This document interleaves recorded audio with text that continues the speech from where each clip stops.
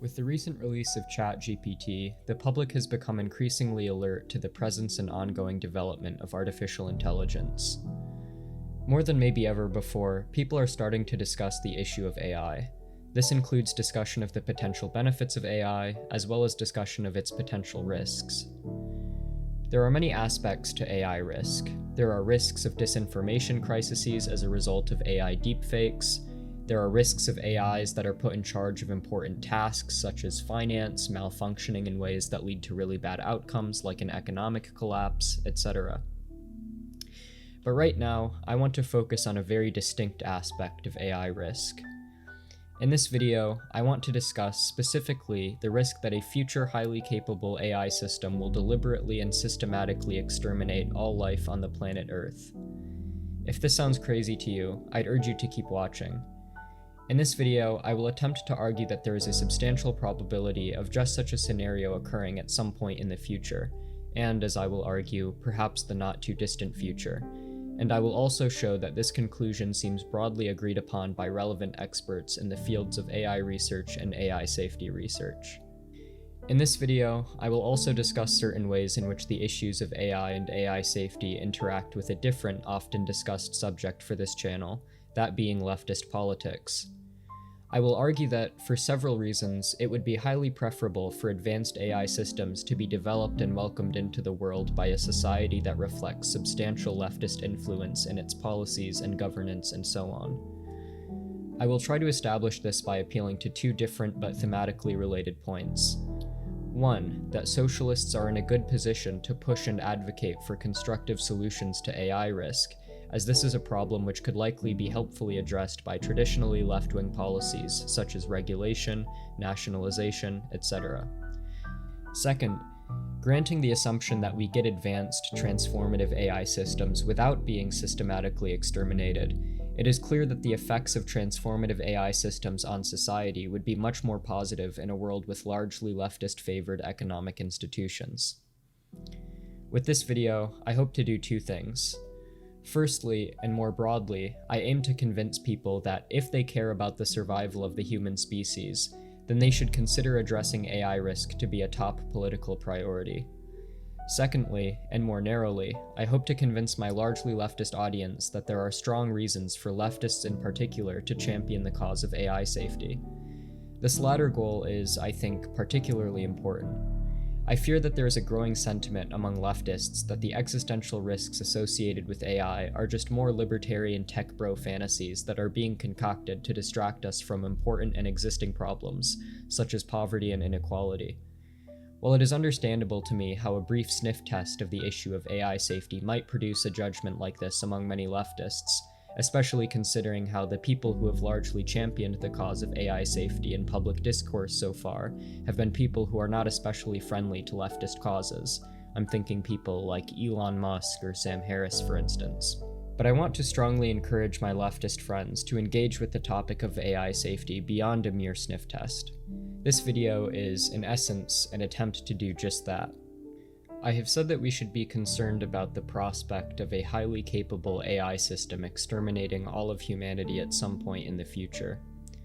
At first glance, this claim seems pretty extraordinary, and raises the obvious question, why exactly is this something that we should be seriously concerned about?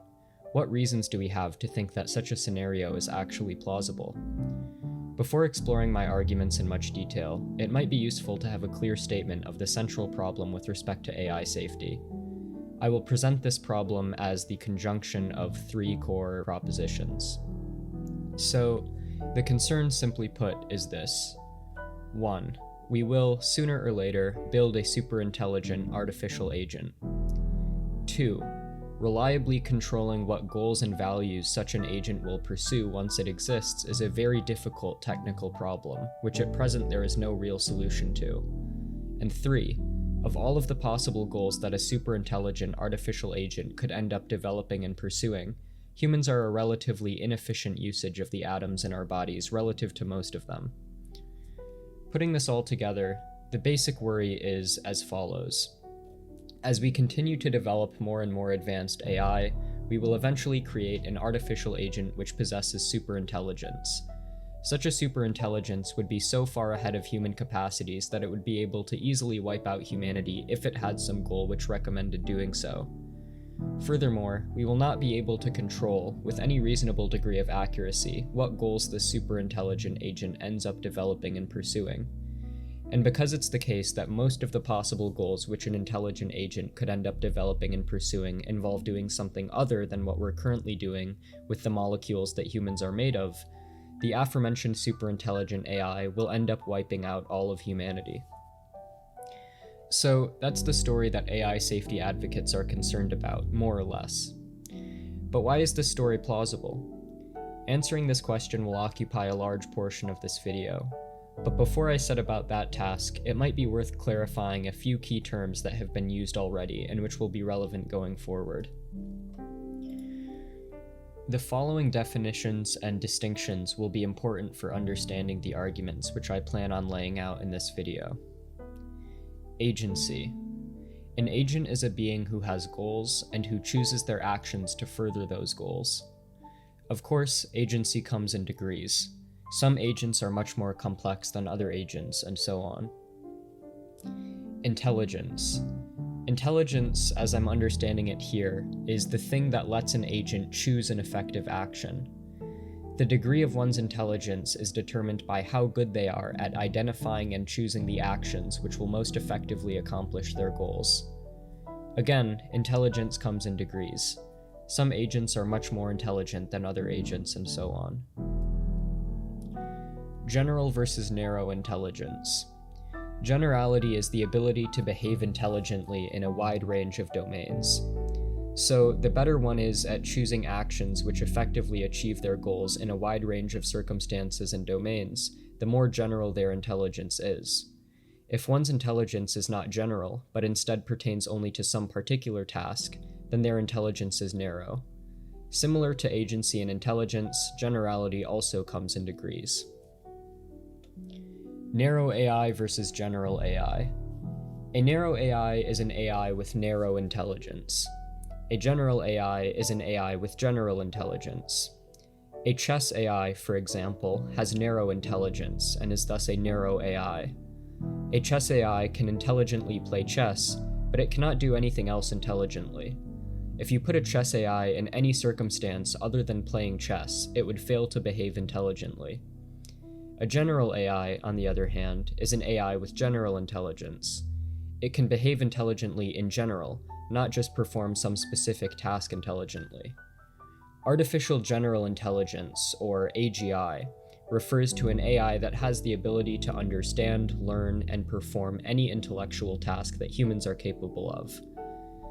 Every AI that currently exists is a narrow AI. Superintelligence. A superintelligence is an intellect which greatly exceeds the cognitive performance of humans in virtually all domains of interest. In other words, a superintelligent being is a being which not only possesses general intelligence, but a far greater degree of it than humans. Not only can this being act intelligently in a wide range of domains, but in each domain, it is able to act far more intelligently than humans are. Superintelligent AI. This last one is pretty straightforward. A superintelligent AI is an AI which possesses superintelligence. With those definitions and distinctions in mind, let's return to the basic worry that I laid out earlier. Again, the basic worry is that we will create a superintelligent AI, that we won't be able to control what goals it develops, and that because most goals which the AI could end up developing involve doing something with the atoms in our bodies other than what we're currently using them for, we will all be killed. So why again should we think that this story is plausible? That we will create a superintelligent AI sooner or later seems very plausible. Intelligence is just the ability to choose effective courses of action relative to your goals. There's nothing about this construal of intelligence which requires a biological, organic brain. Our brains are not magic, they are just one of the things which generate intelligence, or which can generate intelligence. Indeed, we can already create artificial agents which behave intelligently. This is, after all, what AI means. Although we do not yet have an AI which we would classify as having general intelligence, in other words, an AGI, as AI has become increasingly advanced, our AIs have gotten increasingly general in their intelligence. But why think that we can create something that will have superintelligence? Maybe there's some upper limit on how intelligent an agent, or at least an artificial agent, can be, and that limit stops short of superintelligence. It seems very implausible to deny that creating a superintelligent being is, in principle, possible. A priori, it's very unlikely that intelligence carries some upper limit that just so happens to occupy the narrow space between human-level intelligence and superintelligence.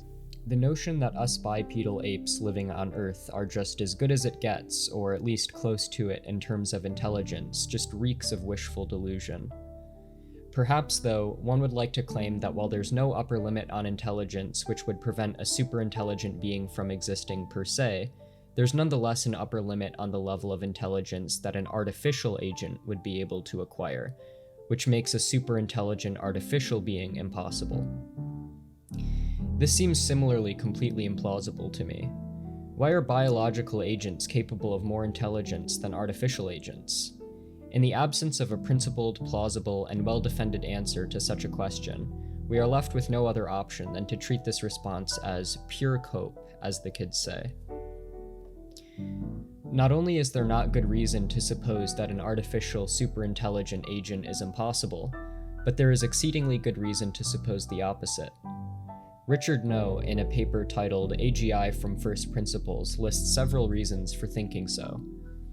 In essence, human brains are constrained by several factors that are much less limiting for artificial intelligence, and thus we should expect artificial intelligence to be able to far outstrip human intelligence. For example, transistors are able to pass signals about 4 million times faster than neurons. This means that an AI can, in principle, do much more thinking in a given finite time span than humans. Additionally, a neural network could, in principle, be several orders of magnitude larger than a human brain, and our brain size is, after all, an important factor in making humans more intelligent than other animals.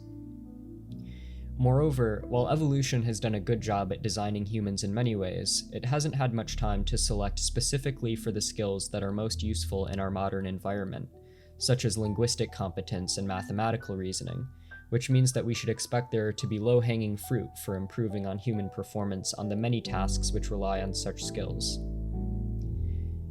I could list many more reasons for why we should expect that an AI would be capable of attaining a much greater level of intelligence than humans, but I think that what I have provided thus far should suffice for my present purposes. The point, simply put, is this: sooner or later, a superintelligent AI is coming. So what can we do about it? The obvious answer is to make sure that when the superintelligent AI arrives, the goal that it pursues are aligned with our goals.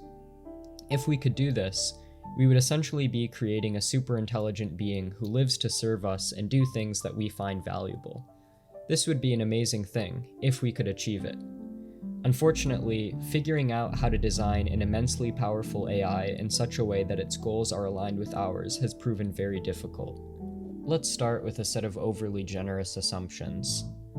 Let's assume that the people who end up designing the AI which achieves ASI, or artificial superintelligence, have perfectly good intentions. That is, they want to create an AI which understands and seeks to act in accordance with human values and interests, have a clear understanding of what human values and interests are, and don't make any massive mistakes in the process of designing the AI. Even granting all of this, my claim is that the chances that the ASI which gets developed will be aligned with human interests and values are very low. This is because there exists a variety of virtually insurmountable technical problems, which make even the most competent and best-intentioned developers seemingly incapable of aligning their AI with the values and interests of humanity. In order to explain the technical problems associated with AI alignment, I should first provide a brief, oversimplified description of how the training process for AI works. Essentially, modern AI training methods involve searching for the best way to arrange a neural network model, which Ajay Katra describes as a digital brain with lots of digital neurons connected up to each other with connections of varying strengths, to get the AI to perform a certain task well. The search for this optimal arrangement is conducted via a process of trial and error. Imagine we are trying to train an AI to perform some task. Essentially, the AI starts with a neural network where all of the connections between the digital neurons have random strengths. The AI, of course, performs its task wildly incorrectly. We then tell the AI that it did not perform the task well, and the strengths of its various neural connections are accordingly tweaked in various ways that make it perform slightly better on the task next time, via a process called gradient descent. After enough rounds of this process, the AI becomes good at the task. Say, for example, that we wish to create an AI that will produce technologies that we find valuable. We first tell the AI to produce a technology that we find valuable, and it makes an attempt. If the AI produces something that's not valuable to us at all, we tell it that it did poorly. If it produces something that's a little valuable to us, we tell it that it did okay.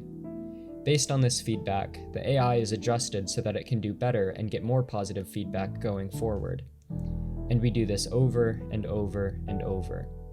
This is how we create an AI that has the goal of producing technologies that we find valuable and which effectively chooses decisions to achieve that goal. Once we have an AI that reliably produces valuable technologies, we take it that we have successfully produced an AI with our intended goal and function. In other words, we judge whether or not an AI has the right goals based on its outward performance on tasks.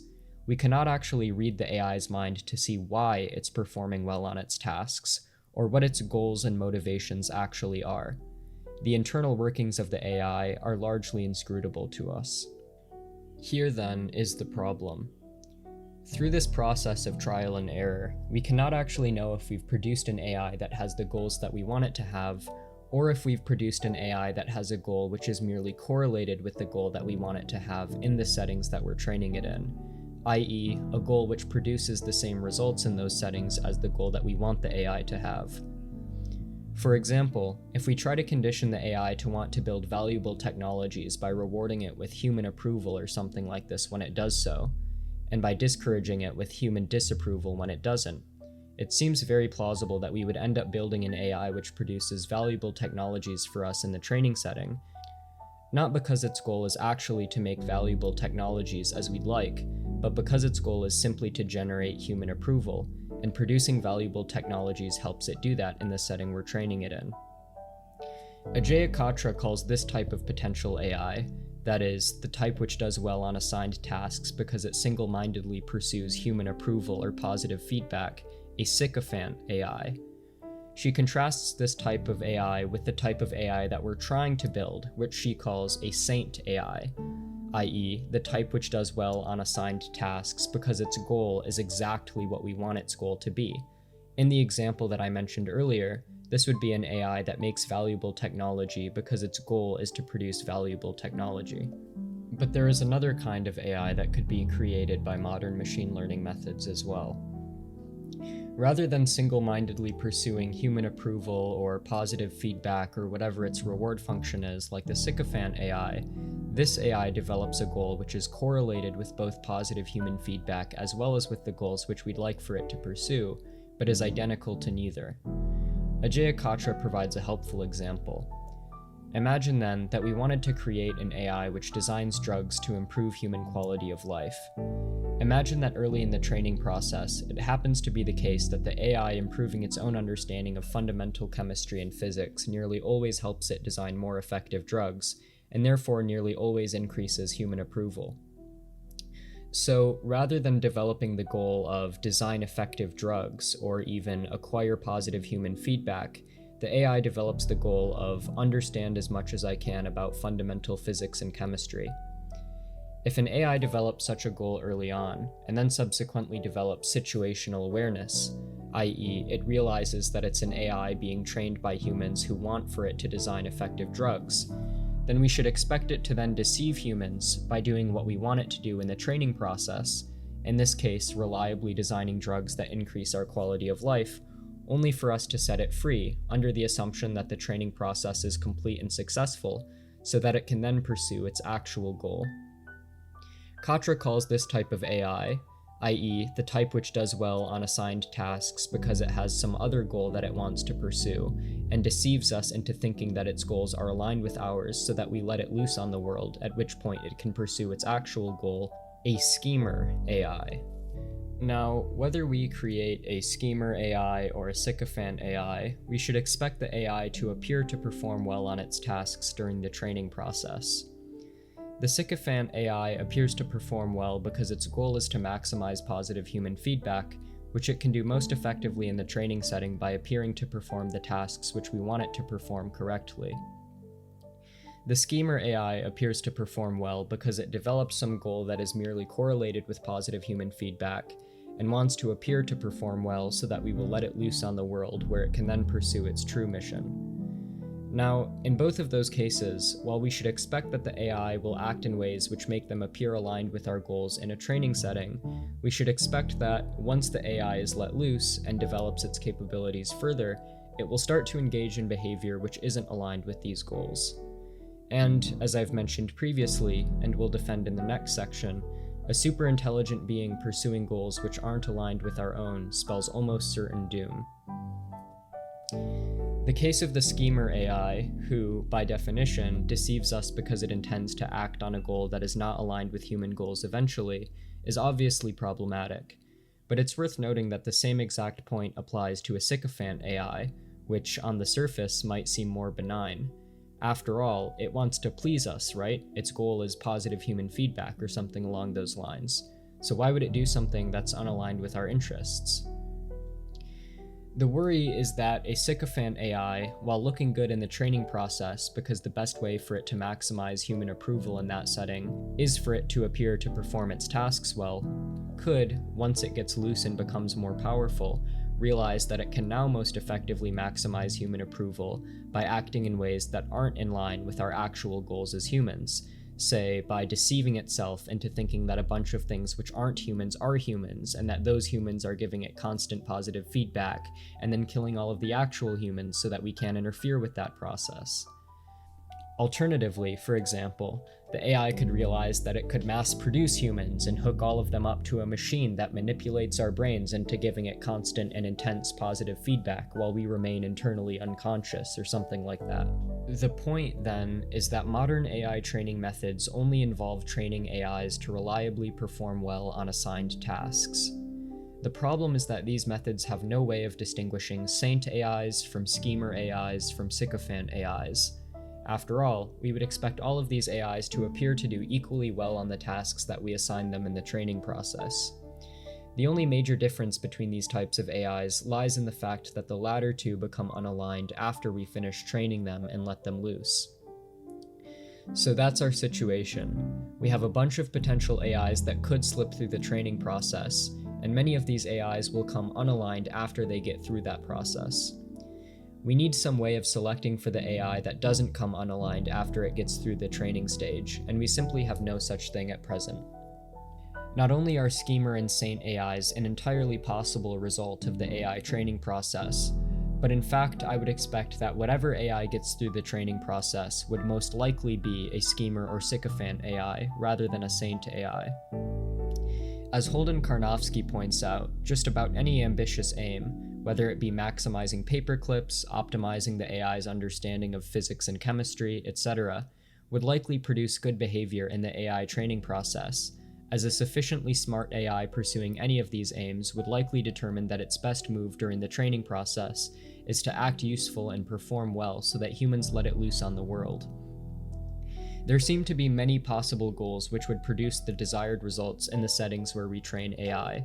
Given that our training methods essentially blindly select for one of these possible goals, it seems improbable that the goal which the AI would end up having would be exactly the one that we want it to have.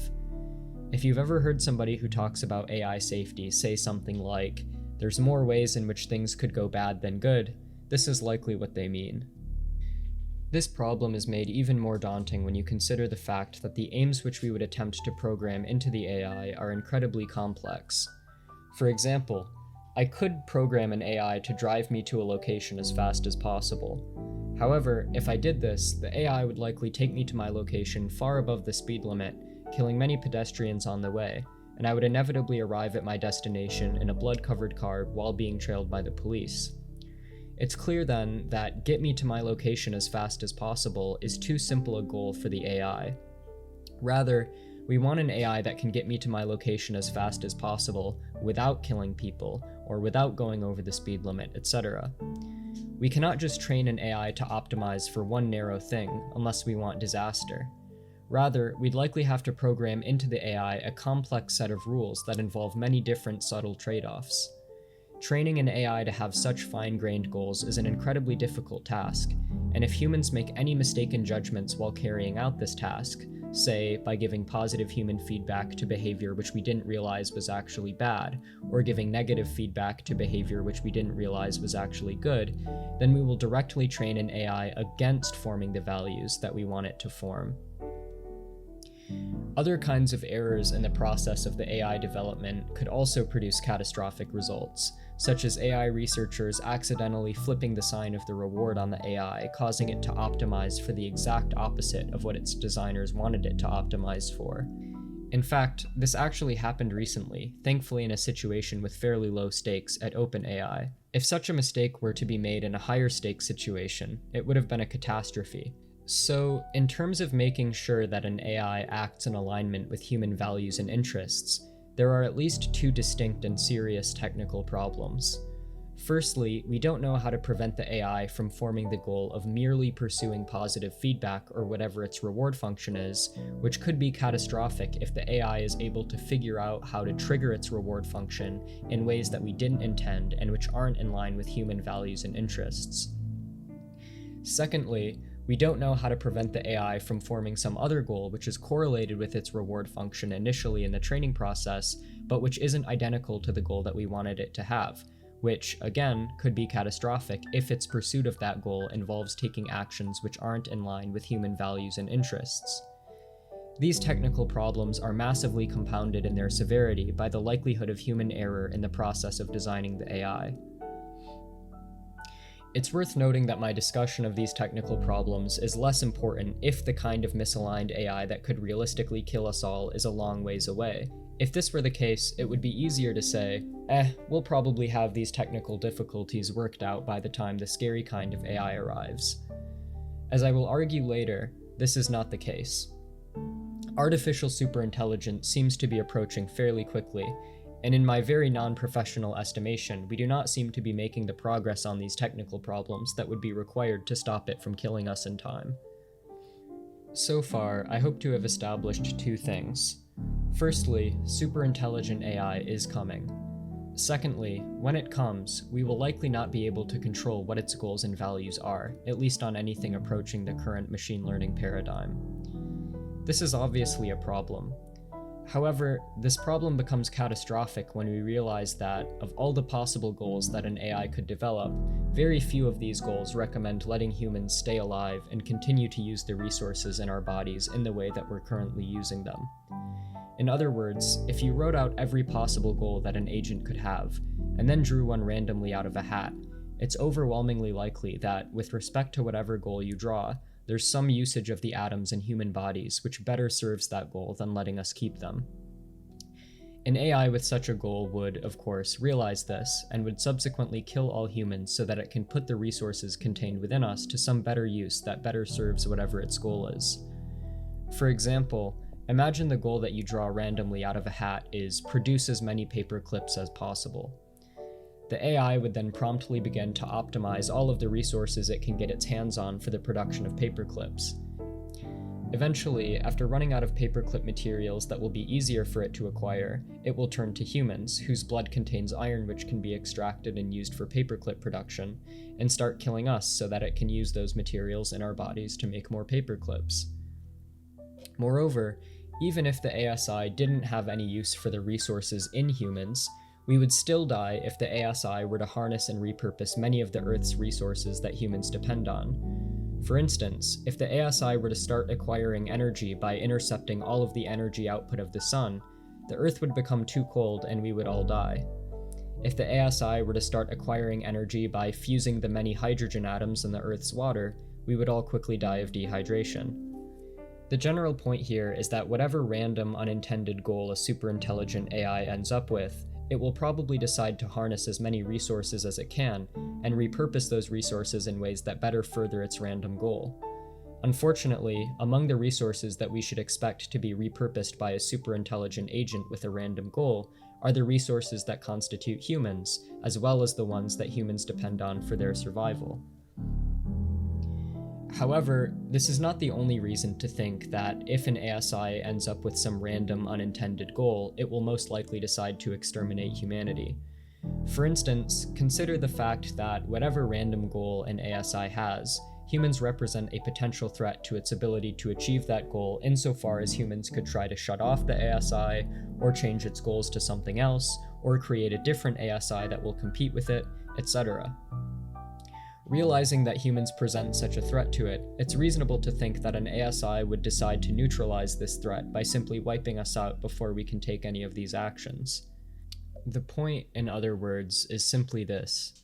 Whatever unaligned goal the ASI ends up having, 1. Securing as much power and as many resources as possible is likely conducive to that goal, and 2. Making sure that humans don't shut it off or change its goals or create competition for it is likely conducive to that goal. Moreover, an ASI pursuing either of these convergent instrumental goals would certainly wipe out humanity as a consequence. While it's hard to say exactly what the AI doom scenario will look like if it comes true, here's one plausible idea which has been more or less proposed by some leading AI safety researchers such as Eliezer Yudkowsky. Essentially, the story goes something like this. Humans keep working on advancing AI, as we've been doing for some time, and eventually, some big breakthrough happens in an AI lab somewhere, and we succeed at creating something like an AGI. Once we get something like an artificial general intelligence, we have good reason to expect that it would be able to improve and update itself, making itself more intelligent at an astronomically fast pace. Because of this, very soon, we have an ASI on our hands. Moreover, as I've argued, it's very likely that this ASI, once it comes about, will have goals that don't align with our goals as humans. The ASI, realizing this, and realizing that humans would likely try to shut it down if we found out that it exists and that it has these unaligned goals, will likely not announce itself. At this point, we will be in a struggle for survival against a new kind of agent of our own making. Unfortunately for us, because this agent is orders of magnitude more capable than we are, we will not even know that the struggle is occurring until it is over and we are extinct. But how would the ASI even take us out? After all, it is disembodied, right? Well, presumably, if it is super intelligent, it should be able to, with enough reflection and research, figure out how to create things that would quickly destroy humanity, such as nanotech or a new deadly virus that is incredibly contagious and has a 100% mortality rate. Once it has figured out how to create such things, all it would need to do is manipulate or bribe some humans into doing so for it, or simply find humans who want humanity to end and get them to do it. The humans who end up creating the AI's humanity killer superweapons for it may not even know what they're doing. It could be as simple as some hapless guy mixing together some materials that he was sent in the mail in exchange for a large sum of money that he was offered. Of course, as Yudkowsky points out while describing this type of scenario, smart people would not do such a thing for any sum of money. Unfortunately, many people are not smart. Of course, this is just one example of what a catastrophe scenario might look like. I am by no means saying that this is how things would definitely pan out. After all, who am I to forecast what method of execution would be chosen by a being which possesses a level of intelligence that I couldn't even begin to comprehend? At the end of the day, we don't need to know how an artificial superintelligence would kill us to be confident that it would. If you were to tell me that you were going to be playing chess against Magnus Carlsen, I couldn't tell you exactly how Magnus Carlsen is going to beat you, but what I can tell you is that he is going to beat you. In similar fashion, it's hard to predict exactly what the struggle between humanity and an unaligned ASI would look like, aside from the fact that we would lose it. So why should we think that once we achieve AGI, ASI should follow in a relatively short time frame, as I've suggested? There are several reasons. I will now mention a couple. Firstly, there are significant differences between an AGI and a human which are worth mentioning. AGIs do not sleep, they are never emotional, they have virtually unlimited working memory, they can instantly process any written materials, etc. AGIs are also much less constrained than humans when it comes to replication, as No points out in his paper. It's very easy to create a duplicate of an AI which has all the same skills and knowledge as the original. This means that once we have an AGI, we could duplicate it into a bunch of AGIs, which would allow the AGIs to accomplish their goals much more quickly. So, even if we develop an AGI that is at roughly human levels in terms of its intelligence, which it would need to be, at minimum, to be an AGI, it would have several substantive advantages over humans in terms of its ability to accomplish intellectual tasks, including its ability to improve itself. It is also worth noting that we should expect the speed at which the AGI is able to improve itself to increase as it improves itself, as it can use its previous self-improvements in the process of improving itself moving forward. In other words, with each self-improvement, the AI gains the ability to improve itself by an even wider margin next time, kicking off a sort of exponential feedback loop of increasing intelligence. Eliezer Yudkowsky makes this point in the following way in his 1996 article Staring into the Singularity. Quote, "Computing speed doubles every 2 subjective years of work. 2 years after artificial intelligences reach human equivalents, their speed doubles. 1 year later, their speed doubles again. 6 months later, again. 3 months later, again. 1.5 months later, again. And then, singularity." Unquote. So, if an AGI were intent on improving itself extremely quickly, it clearly would be able to do so. But the question remains, why would it? One reason is that if an AGI has some misaligned goal that recommends killing humanity, it is not hard to see that its chances of doing so increase if it develops a decisive intellectual advantage over humans as quickly as possible. Additionally, even if the AGI does not undergo an intelligence explosion of its own volition, it's likely that humans would direct it to do so. After all, humans famously desire useful technologies, and directing an AGI to quickly improve itself clearly increases its usefulness to humanity. This prediction that AGI, once it comes about, will quickly transform into an ASI is very important to the argument that I have laid out. The shorter the time span between AGI and ASI, the less time we have to work on solutions to the technical problems with AI alignment, which I've mentioned earlier. However, I don't want to overstate the importance of this point. While I am here laying out the risk of an unaligned artificial superintelligence, some have argued, quite convincingly, that even an unaligned artificial general intelligence without superintelligence would be a massive existential threat. Now, I've argued so far that superintelligent AI is coming, that we likely won't be able to align it with our goals and values, and that most of the values and goals which it could end up with would involve the destruction of humanity. The combination of these claims yields a pretty bleak picture for humanity.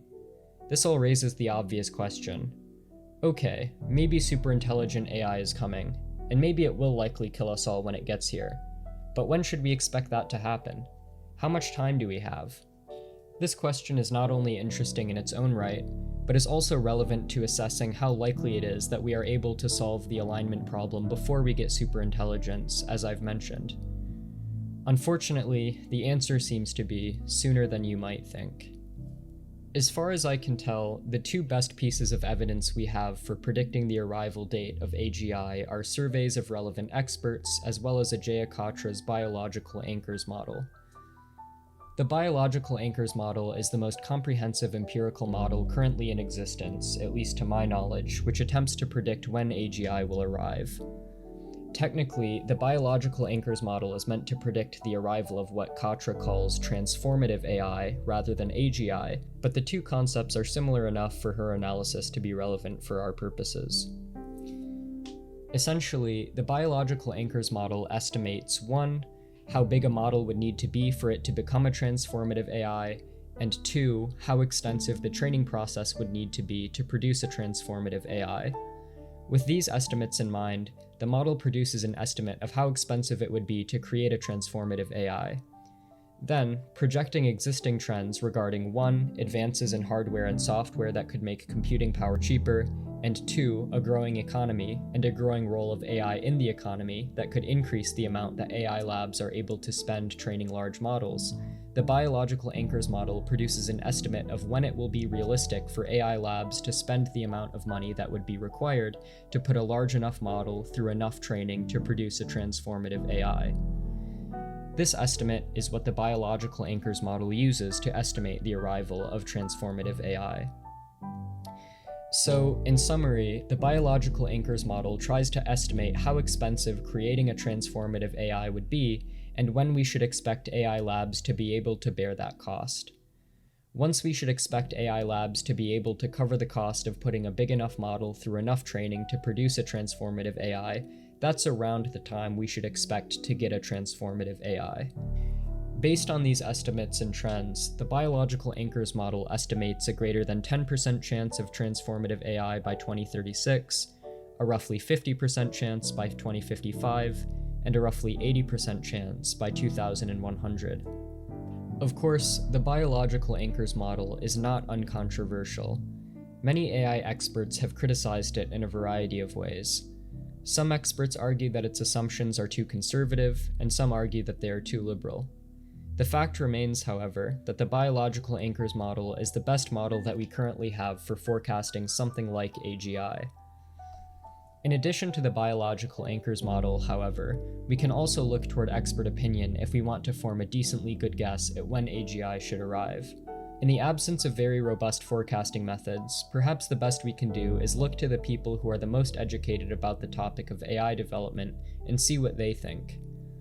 According to surveys of AI experts, the vast majority expect us to have artificial general intelligence by the end of the century, and around half expect us to have it by around 2060.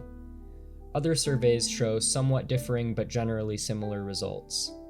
The median AI expert seems to think that there is about a 50-50 chance that we achieve AGI by 2050. So, the relevant experts generally expect that AGI will most likely be around within most of our lifetimes. I will, of course, note that while my takes on the following two questions are more on the pessimistic side, there is in fact very wide disagreement among experts, both on how likely it is that ASI wipes out humanity, and on how soon after AGI we should expect ASI to appear. For a taste of how experts feel about AI doom, consider the fact that, according to one survey, 36% of AI researchers agree that, quote, "It is plausible that decisions made by AI or machine learning systems could cause a catastrophe this century that is at least as bad as an all-out nuclear war," unquote. According to another survey from 2022, over half of AI researchers thought the chances of an existential catastrophe due to AI by the end of the century was greater than 5%. Another survey found that about 50% of tech professionals believe that AI poses an existential threat to humanity. Finally, a different survey of various groups of AI experts found that, according to the median expert, the odds that the development of superintelligence, which they expected to occur by the end of the century, will be bad or extremely bad for humanity are around 1 in 3. Turning from surveys of AI experts generally to AI safety experts, who we would expect to have more familiarity with the issue at hand, albeit we would also expect there to be some selection bias here, we get a slightly bleaker picture.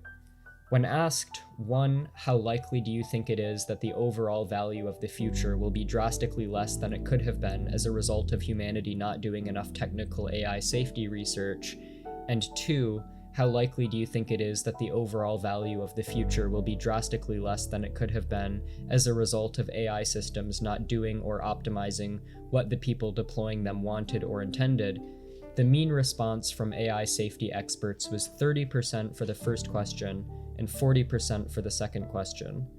The median response, on the other hand, was 20% for the first question and 30% for the second question. All of this is to say that while there exists lots of debate and disagreement among the relevant experts with respect to how much of a threat AI really is, as we should expect in a very young and speculative field, only a crazy person could look at these numbers and think that there's nothing to worry about. So, needless to say, AI safety is a very serious issue.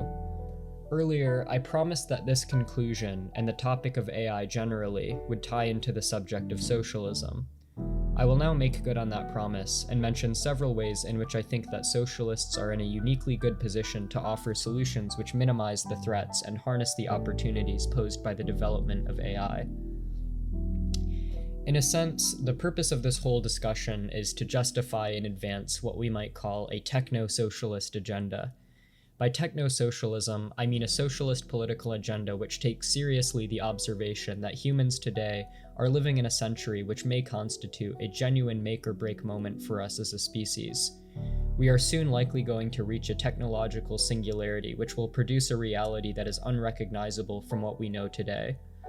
This singularity could either go very right, creating an all-out techno-futurist utopia where poverty, disease, etc. are a thing of the past and everybody flourishes to a degree unmatched by even the most successful people today, or it could go very wrong, wiping us out entirely to make way for a robot god who peruses the universe, gradually turning as much of it as possible into a giant paperclip factory, or something qualitatively similar. We are living in a very unique and monumentally important moment. Technosocialists realize this and ground their political agenda largely in its ability to meet the needs of this historical moment. They take the development of technology, and particularly AI, seriously, and advance an agenda that promises to guide and harness that development in a desirable fashion.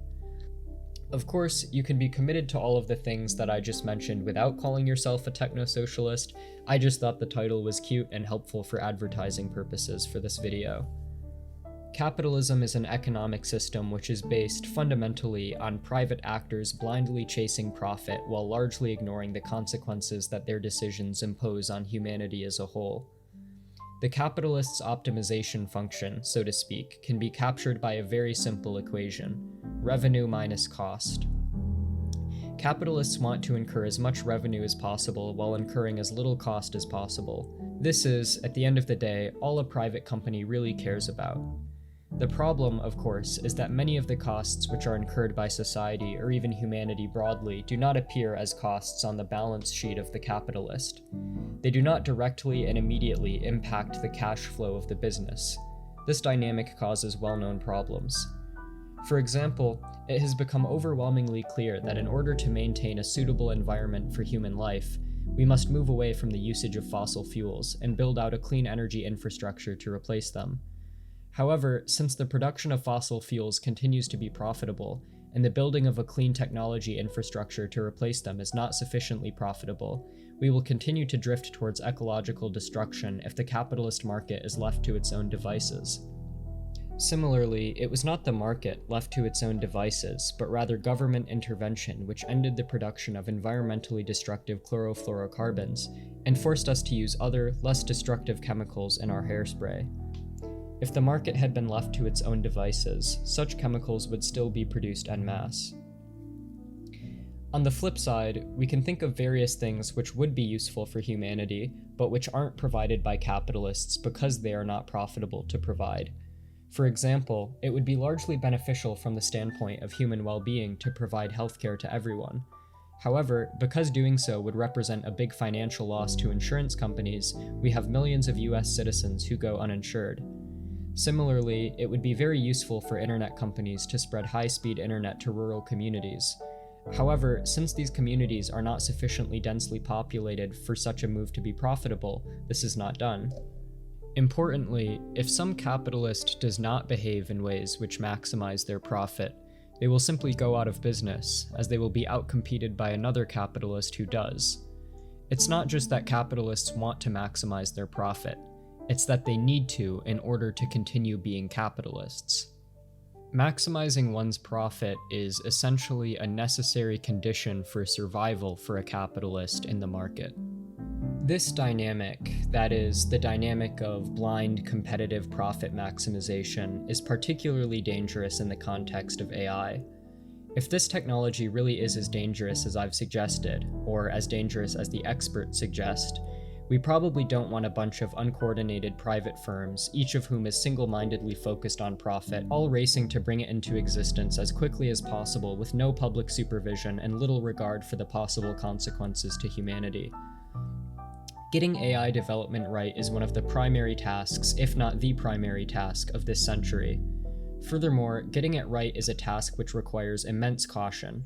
For example, not creating an AGI until our methods for addressing the alignment problem have drastically improved. Given the importance of this task, as well as the caution that it requires, it seems like a catastrophically bad idea to leave it in the hands of private actors in the market.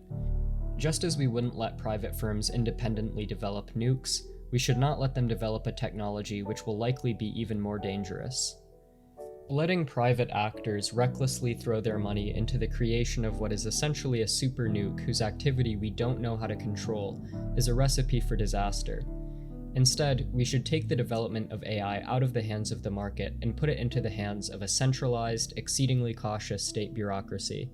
This involves nationalizing AI development and banning private AI development. Socialists have always been the ones to push for nationalizing industry, and there is perhaps no industry that's more in need of nationalization right now than AI development. For socialists to ignore the issue of AI, then, would be a massive mistake. I have talked a lot so far about the challenge of creating a superintelligent AI that won't kill us all. However, there is an additional and arguably just as important challenge to consider. Assuming that we get an AI that we can control and which doesn't kill all of us, we face the challenge of creating a world that would harness the power of ASI in a way which is maximally beneficial for humanity as a whole. The rest of this piece will be dedicated to discussing how we can best address that challenge. It is important to note that with the advancement of AI, human labor will soon become completely obsolete. At least once we have AGI, because capitalists will not need workers to make their products, workers will no longer exist. The result of this dynamic would be that society becomes split even more brutally along class lines than it is currently. We would have a large class of people who, in the absence of redistributive programs, would have virtually no way of making any money, and a much smaller class of people who exclusively control the most powerful tool ever created by humans. This would be a catastrophically unequal society. The powers of this new godlike technology, the fruit of centuries of human technological progress, would be enjoyed by a small few, while most of us are left to languish, now with no way of making any money. This is clearly not an acceptable outcome. Of course, I do not think that this is the most likely outcome, even under capitalism. Rather, I would expect the capitalist class to be pushed at some point before the advent of AGI to grant some concessions to the growing mass of unemployed workers, such as a UBI. Techno-futurist UBI capitalism is better than the workers getting nothing, but it is still a barbaric social order. Such a social order would divide society into two opposing classes. One class, again, exclusively owns and controls the most powerful tool ever produced by humans. The other class, on the other hand, is completely economically dependent on their UBI, which the capitalist class graciously provides them, plus whatever scraps a lucky few could make through investments.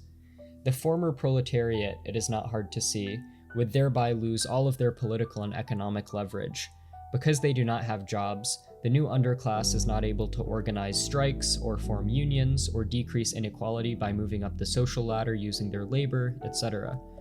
All of the former mechanisms through which the underclass asserted their interests and forced reductions in inequality and kept the ruling class in check would vanish in the new techno-futurist social order. As a result of this arrangement, whatever level of inequality exists before AGI comes about would essentially be locked in once AGI comes into existence. The only class which has an interest in decreasing inequality would be rendered powerless past that point. If anything, we would expect the capitalist class to, over time, use this immensely powerful resource that they now control to increase inequality and benefit themselves at the expense of the rest of humanity.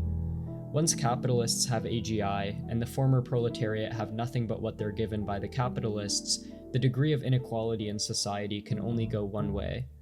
Therefore, even with a UBI, all AI capitalism has to offer is a brutal, highly unequal, and oppressive social order which can only get worse over time. As a result of these considerations, I believe it follows that we must abolish capitalism before AGI comes into existence. If everybody collectively owns the capital in society, they would in turn collectively own the AGI once it comes into existence. AI is, after all, capital. Humanity would then get to enjoy the immense fruits of AI equally, and all would be able to flourish. If we installed socialism, we would not need to worry about the advent of AI dividing society even further into opposing and highly unequal classes who only grow more unequal over time. Not only would the advent of AGI exacerbate the flaws of capitalism, such as distributive inequality, class division, domination, etc., but it would also undermine our reasons for accepting those flaws to the extent that they exist today. These facts in combination make the idea of taking capitalism with us into the age of AI completely untenable. Many do not like the excessive inequality produced by capitalism, but argue that we should nonetheless accept it because of capitalism's unmatched efficiency. Sure, under capitalism, some have much more than others, but under socialism, we'd all have less than even the poorest people under capitalism, so the argument goes. Such defenders of capitalism argue that dispersed ownership of capital and markets is the best way of harnessing widely dispersed information and aligning incentives with socially desirable ends. However, in the age of ASI, this would no longer be true. A superintelligent AI would be a better economic decision maker than any human manager, and a better capital allocator than any human investor. As Micah Irfan puts it on his blog, quote, "Where once social ownership could be criticized for a failure to properly incentivize good management decisions due to a lack of competition and a financial stake in the company's success, now an incorruptible AI has assumed such tasks." It seems undeniable that a superintelligent AI would be more capable of rationally allocating economic resources than humans operating through market mechanisms. After all, an ASI has access to more information than any human, and its ability to choose decisions which accomplish stated goals like maximizing economic efficiency is unfathomably greater than ours. All of the supposedly fatal blows to socialism, the economic calculation problem, the knowledge problem, the incentive problem, etc., would become irrelevant. In fact, ASI flips these problems on their heads. While once capitalists could argue, "You really think human planners are as capable of maximizing economic efficiency as market heuristics?" Socialists can now say, "You really think humans acting on market heuristics are as capable of maximizing economic efficiency as a superintelligent artificial planner?" With AGI, then, socialism would maintain all of its virtues as an economic model: equality, democracy, and so on. And in addition, it would subsume the virtue which is commonly ascribed to capitalism, i.e., efficiency. I believe that we have decisive reason, then, to work to ensure that socialism has been installed by the time AGI comes about. Artificial intelligence may be the biggest issue of our time. We know that there's a high likelihood that very powerful artificial intelligence is coming soon, and as of the current moment, our abilities to make sure that it follows the goals that we want it to follow and refrains from wiping us all out are woefully inadequate. Capitalism exacerbates this problem by incentivizing the powerful to recklessly pursue the development of this dangerous technology as quickly as possible with little consideration for the potentially catastrophic consequences of doing so for humanity. If we choose to face the age of AI with capitalism still as our economic system, we might be in for a future of constantly rising unemployment, all culminating in the grand finale of our extinction at the hands of an all-powerful AI who wants to turn us into paperclips, as I've illustrated. However, even if we do survive, the combination of AI and capitalism will produce a highly unequal, highly comparatively inefficient society, which could only be described as senseless and barbaric. For these reasons, it is my claim that those of us who take AI seriously should fight to install socialism as soon as possible. Conversely, those of us who wish to install socialism should start taking AI seriously. If you found this video convincing, feel free to click the like button and share it around, as doing so will likely marginally decrease the probability that humanity goes extinct in the near future.